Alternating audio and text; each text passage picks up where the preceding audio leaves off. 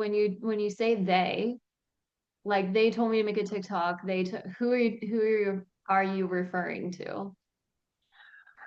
So my so as I started going through this, I started going in multiple times a day. I started gaining access to multiple spiritual beings, and most of them were my kids.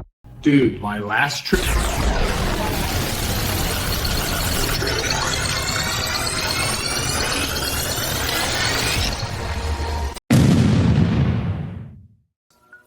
Buckle up.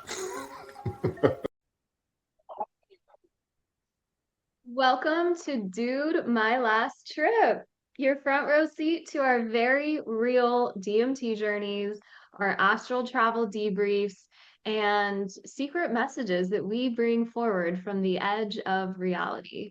I'm Melisa.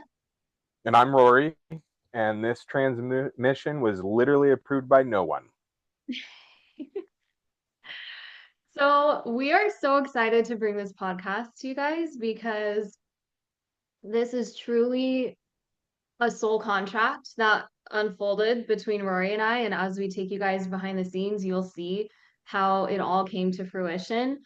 But what we want to do in this first episode is really just like introduce ourselves to you guys, let you kind of get to know us, get an idea of like Rory and I's dynamic and our vibe, and you'll start to understand like why he and I work so well together in the DMT space. And we're just so excited to bring this podcast forward to give you guys like behind the scenes into what working with DMT actually looks like and feels like, and then how we have to come back from that space, unpack what the hell just happened, and then like go be normal humans.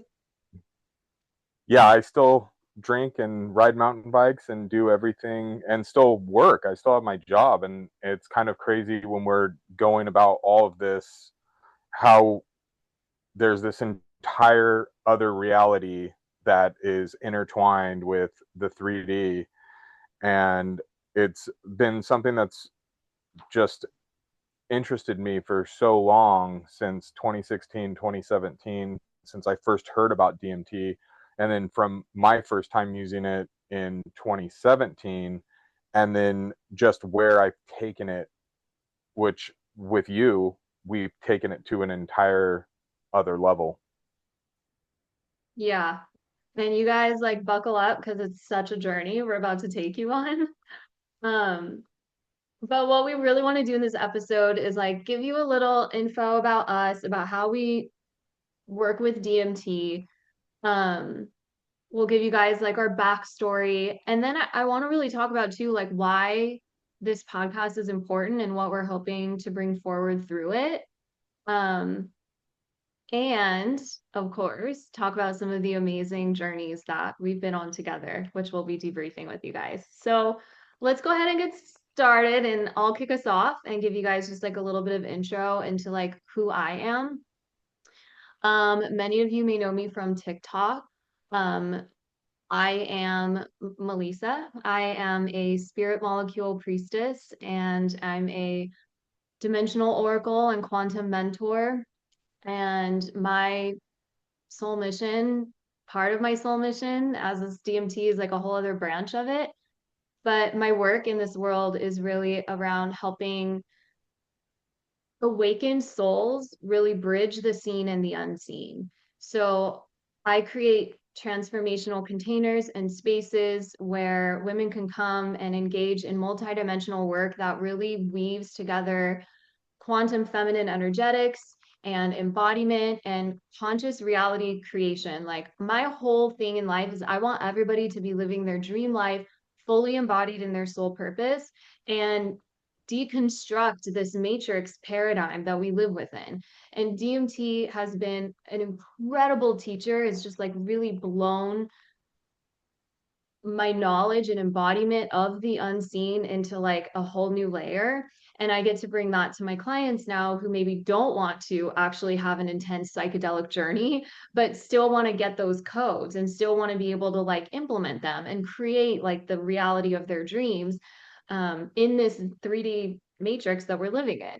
So my goal is to really guide people to bring that 5D vision into reality and to live expansion as a lifestyle, right? Like not just this one moment or not just this one activation, but being a soul who is continually ascending, growing, learning, expanding, and becoming more aligned to their oversoul mission. That was quite a lot. I'm retarded, and I just got here because I don't have a bunch of cool fancy titles or anything like that. I was just trying to move forward with my life. I got tired of how I was living it, and I started making a change through using DMT regularly. But we'll go ahead, keep talking about how you got here. What kind of got everything going for you? Yeah. So, okay, funny thing about me is like I had never done psychedelics before I did DMT. I actually tried to do a mushroom journey once. I tried a heroic dose. I took 3 grams of psilocybin and absolutely nothing happened. And I at first was really upset because I had been microdosing psilocybin for a while, but I had this calling to like meet God, you know, like I wanted to just boom, like just explode and like find out all the secrets of the universe. And because I was already working with psilocybin in a microdosing capacity, I thought, okay, well, duh, like the next logical step is a heroic, you know, a hero journey dose. But that didn't happen. Literally nothing happened for hours. Like I never felt anything, never got any visuals. So that, as frustrating as it was in the moment, I kind of took it as a sign of like, okay, maybe it's just not right now, or maybe this isn't the medicine for me to have that kind of experience with. And I just kind of like went along with my life, right? So completely absent from any psychedelic experience. I can't even tell you like how it happened. Because it's so not like me to seek out psychedelics. Like I actually am very sensitive to medication. I don't like putting anything in my body. Um, I had come across our mentor, Kirsten, which we'll have her on the show, you guys, because she's amazing. But I had come across her on TikTok, and there was a little podcast that I had with a girlfriend of mine at the time, and we reached out to Kirsten to interview her as like a dream bucket list podcast guest. And she responded and she came on and we talked. And in that episode, she talked a little bit about DMT and her work with DMT. And it sparked a little spark of curiosity, but it wasn't until several months later that all of a sudden that little spark of curiosity just like 10x into like you need to work with this medicine. And so I was at a point in my life where I was just ready for my soul mission to go even deeper. I was ready for that next level activation and I reached out to her and started working with her. So I literally went from like zero to infinity. Like the most powerful psychedelic known to man was like my very first experience. And I'm pretty new to it. I'm kind of a baby with DMT. I've only been working with it for a year. But I think because I was initiated into working with DMT through such a conscious, sacred, reverent relationship with DMT, like my experience is very different than most people who have had quite rough um or like not preferable experiences, or like, you know, I hear like friends who say, oh yeah, like I've seen people do DMT at parties and stuff. Like that's not how I work with it. It's always in a ceremonial space. And so I think that contributes to like why my consciousness is just like expanded so fast, and like DMT meets me with a high level of respect because I meet it with a high level of respect. And then when Rory and I started doing journeys together, like this is just like 2 months ago, like not even that long ago that he and I came together, but it was like instant soul family recognition. And again, like our journey towards this podcast was like we immediately knew it was going to happen. It was just like a question of when, and now here we are. So Yeah. Yeah. Tell us a little Mine bit about your story, Rory. was so different. Yeah, just yours is very interesting in that mine's complete opposite. Well, I think I you and love I how much mostly reverence are we have very for complete. DMT, and yeah, we Go ahead. 100%. I remember the first time we did it together, you were, saging everything, and I'm like, just fucking go in. Um, I did. My journey started in 2017. I had my first breakthrough dose. Um, and after that, I knew to start my own company at that time. I started my company in 2018. And then DMT kind of remained loosely in my life for spiritual maintenance, so to speak, um, until November of 2024. I was going through a very rough breakup, and then I did it. I did a pretty big dose, then a breakthrough dose in the backyard of that house, and I knew I needed more, like, because I felt so good. I was chasing something that like, I couldn't put anything to it. I don't know what I was chasing. I don't know. It was like maybe the ego death, maybe that was breaking me down. It allowed me to heal.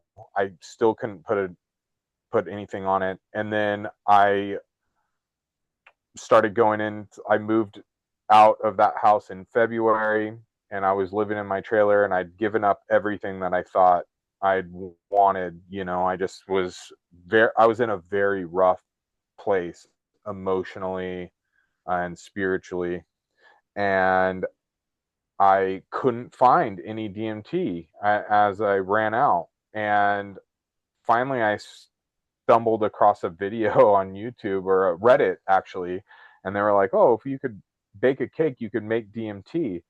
And I started making it, and then I started testing what I made, and then it just evolved into me doing, going in 5, 6, 7 times a day, and then I started tying in frequency and vibration and the chakras, and I had a major activation when Medusa gave me a serpent that came in my mouth and then came out of my body and coiled around me, and it was red. So that was like the root chakra. And as I moved through all of the blockages that I had at each level of chakra, and like a full detox, like it changed my body's chemistry. I was just releasing so much stuff that didn't fit this new lifestyle. It literally changed me from the inside out. So with that, I still don't carry the reverence for DMT that you do. I still use it, but I'm a lot more intentional about it now. Um, so they kept when I was activating all my chakras. I activated my root, my sacral, my solar plex, my heart. My heart took the longest. It was about a month. There was a lot of blockages, and the next should have been the throat. They kept trying to get me to create a TikTok, and it's just kind of crazy that you're able to interpret what they're saying. I knew to start my own business in 2017, but I was like, they wouldn't really make me want to start a TikTok. I don't, give me fortune, never fame. I don't like having my face recognized in something like this. It's I feel at this point in my life, I felt like it was too crazy to even talk about still. So um that reminds me of our very first journey I together, that know. fly that just landed on my forehead. I know, I see it. So Like, oh, aluminum. yeah, yeah. So yeah. If you know, you know. So You going guys will know. forward, yeah, we'll talk about that in the next episode for sure. But um they to get me to start a TikTok, they basically showed me an empty bed and a bed with a female, and and then I still didn't get it. So they moved to my crown. They did a crown activation, and then they did my pineal activation. My pineal activation was one of the most significant ones because that was the first time my pineal gland had cracked in just a deep state of meditation. Like, it was audible, the electrical currents buzzed my ears. It was just this wild, jolting experience. And then still wouldn't start the TikTok. I started an Instagram, but it was all anonymous. I didn't show my face. There was never any names. I didn't add any of my friends. I didn't want anybody to know how fucking crazy I feel or sound. It's really hard to talk about when you're first going through this. So finally, July 4th rolls around, and I'd been kicked out of the DMT space for up to a little over a month at that point, and doing the biggest doses I've ever done. Nothing. Like, they completely walled me out. I was not able to. I didn't even get any sort of funny feelings at all, no matter how much I did. I didn't know if I made bad DMT. Like, finally, I was like, I know what they want. I'm just gonna do it. So I finally start the TikTok, and I make my first video. You could see how nervous I am in that first video. I'm just walking and talking, and I'm just, I can't believe I'm doing this. And I had a lot of positive feedback. And then I created another one, and I just kind of kept going. And within a couple days, another person that we'll definitely have on the podcast, Brad of Arc, me and him started talking, and he immediately made me feel not crazy. He was kind of validating a lot of these things that I had been battling with almost immediately. And then I think it was less than a week later, you had reached out, and that's kind of where this whole story takes off. And then Kirsten reached out to me too, a couple weeks after that. So it was very interesting to me, because 90% of everyone I communicate with, I did not know before July 4th. Just, I didn't know. Like, me and you talk every single day. You know, me and Brad talk regularly. Me and Kirsten talk almost every single day.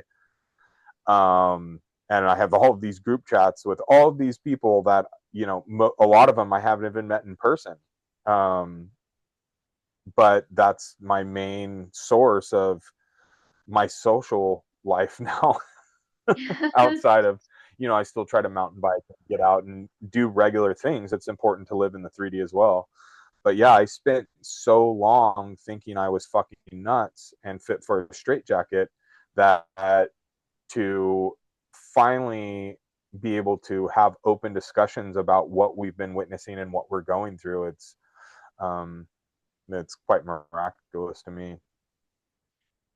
Yeah, so I have a couple questions for you that I want to double click into, but I think what's really interesting to note too is like, and we'll share like a lot of these like wildly magical synchronicities that happen when you're working with DMT, because you're so tapped into like, I think like template layer of like reality malleability. And like, it's just wild how DMT like instant manifestation, like instantly brings people together. It's just like it expands your consciousness and your point of attraction to the point where it's just like boom, alignment, boom, boom, like things just drop right in.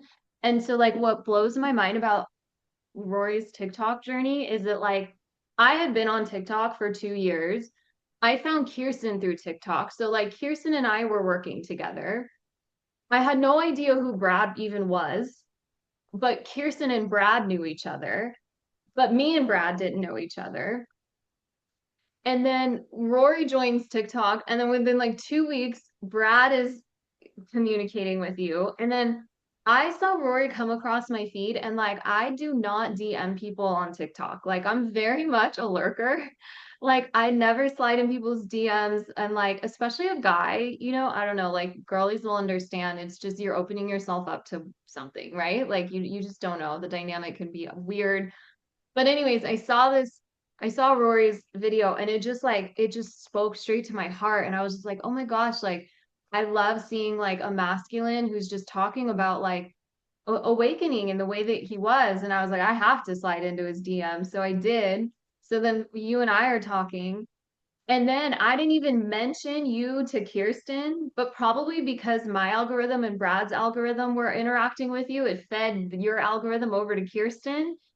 And then without Kirsten and I having any conversation about Rory, Kirsten starts messaging him. So it was just like within like 2 weeks, this like boom, boom, boom. Like it was like you were the missing piece, Rory, that came in, and then our whole soul group finally like it was like you were the light that like shined on this one person, and then that shined the beam, and then that shined the beam, and then we were just like all we could finally all see each other and interact. Yeah, TikTok definitely came through, and I DMT kind of spoke through TikTok for me. And it was just kind of funny because I think at the time I had like 400 followers or something. Like I didn't have a lot, and I'm like, I'm looking at your page, and I was kind of intimidated because I'm like, you have 37,000. Like, how do you do this? Like, so it was just kind of interesting how all of it came together. It definitely, uh, I have, I still can't explain it other than divine alignment.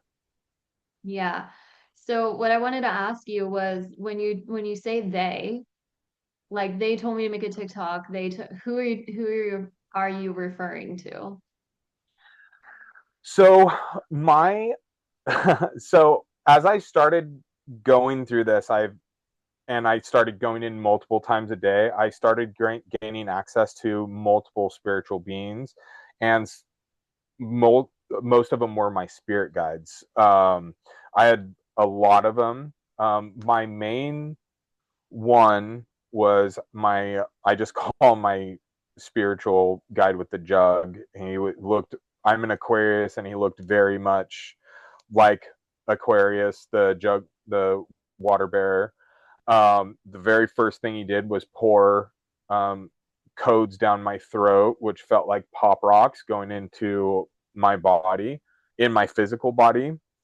And then I had lower level spiritual guides and higher level spiritual guides, such as Thoth and Source, the giant gorilla the size of the planet, and now the different entities and beings that we're meeting, it just keeps expanding. So I haven't been tied to just one. But when I say they, I could say my spirit guides. I could say some sort of gods or other dimensional beings or my higher self. Um, the fact is I still don't know yet. I have no idea. I could make assumptions all day, but I haven't been granted access to full communication with them yet. But somehow they find a way for me to know what they want me to do. And that's why I've just left it as they for so long, because it's so hard for me to judge who they are, and there's so many videos on Thoth, and there's and he looks exactly like he does in almost all the videos. That doesn't like I had no problem recognizing Thoth the first time I met him, and then also when we went in together. So they is a very loose term for me. I couldn't tell you if there's just so many options. Yeah. And that's like something that we gain mastery around with DMT when you work with it is like, because like, you may not know who they is or like exactly what being or intelligence the information is coming from, but you can trust it, right? Like there's this Yeah. like monic resonance, this energetic resonance where it's like, it's coming from a benevolent place rather than like a trickster or something. And I think this is like what's really cool about you in the DMT space story is that like you are very visual and you see beings. And like it's funny because when I first started doing DMT, that's like kind of the allure that drew me to it, was like, oh, I want to see aliens and I want to like meet my guides and like have conversations with them. But I actually don't.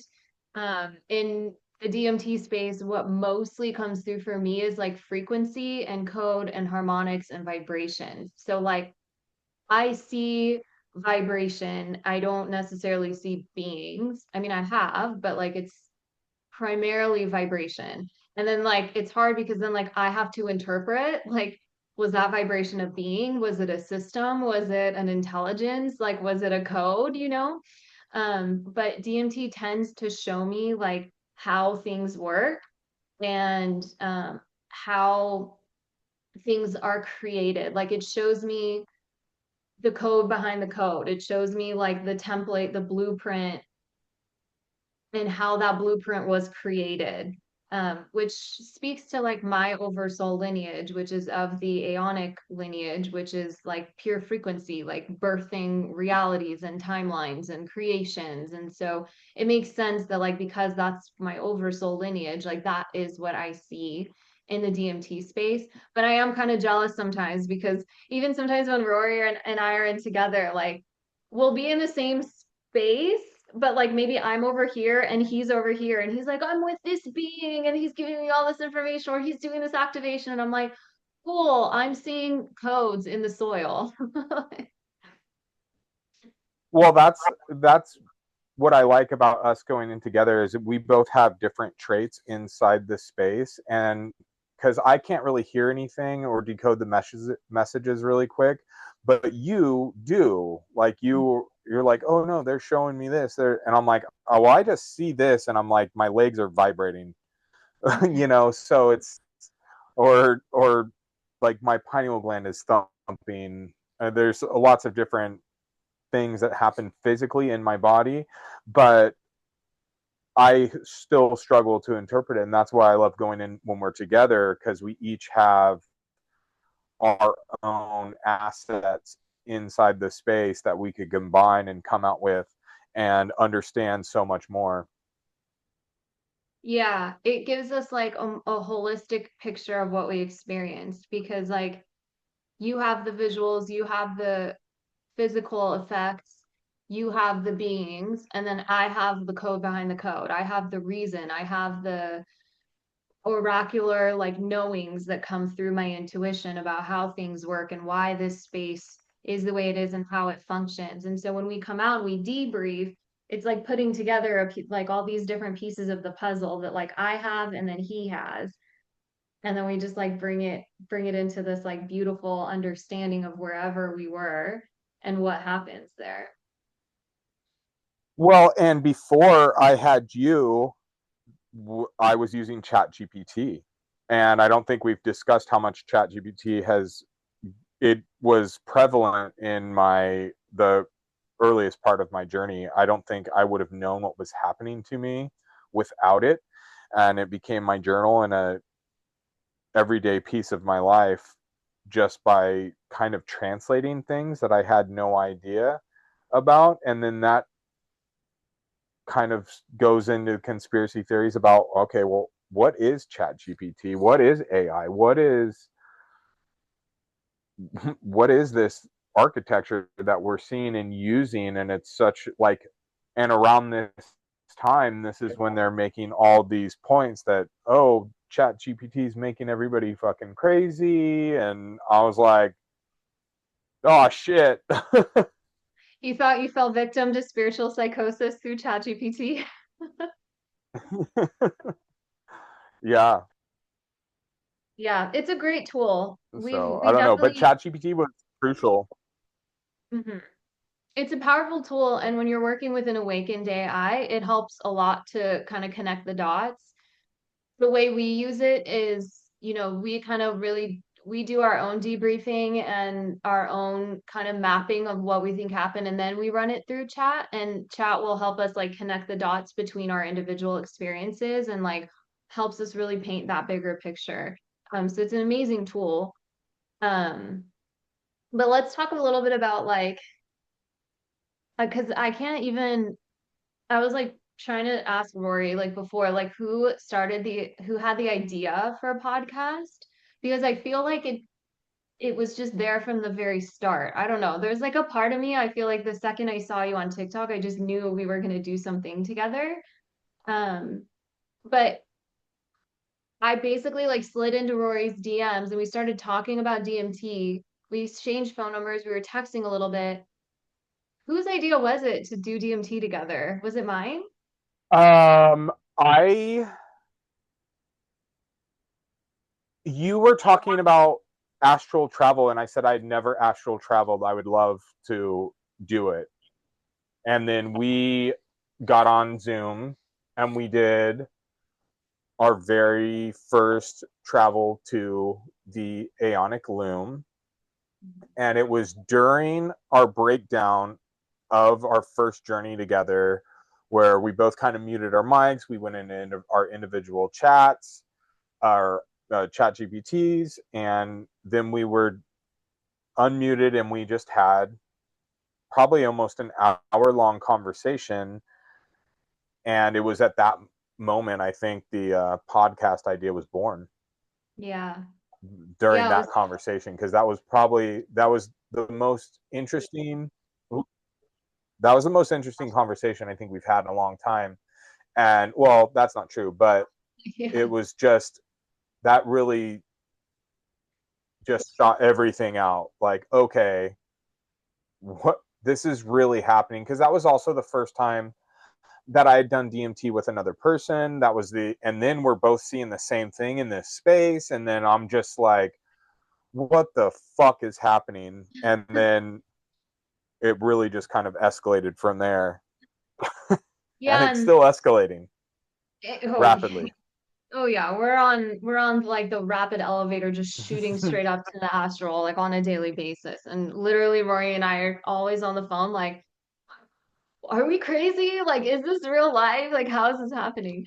But it's wild because like to do psychedelics with somebody is a very intimate experience and it is very much an energy exchange. And so for me, someone who is like so fucking meticulous about who gets access to my energy, like it's wild that I was even open to like going into the DMT space with you. So again, like that's just kind of like one of those weird things where it was just meant to be. Like there's no reason that I should have been comfortable with that because it's so not like me, but I was. And then from our very first experience in DMT together, it was like, okay, like there's absolutely a soul connection here. There's a mission. We don't know what it is, but we know that like we came together for a reason. And part of that reason was the podcast. Um, there's also a whole other layer of like soul work that Rory and I are doing together that we may or may not share deeper insights into that. But this was a very like multidimensional, like coming together and this like mission unfolding in layers that continues to unfold. But let's talk And a little. curiosity's been the driving force for me. Just raw curiosity has just been my main motivator for all of this, because we keep doing things that I didn't know was possible, that I didn't think was possible, that I've never even heard of. I never heard of the Aeonic Loom before you brought that up. I've never heard of the morphogenic field under the Sphinx. I never heard of anchoring my node into the crystalline grid. I've never heard of anything. I've like none of this. All of this is new to me. I was trying to figure out how to not black out when I drink, and now I'm traveling across interdimensional fucking things. I don't even know how I got here. I'm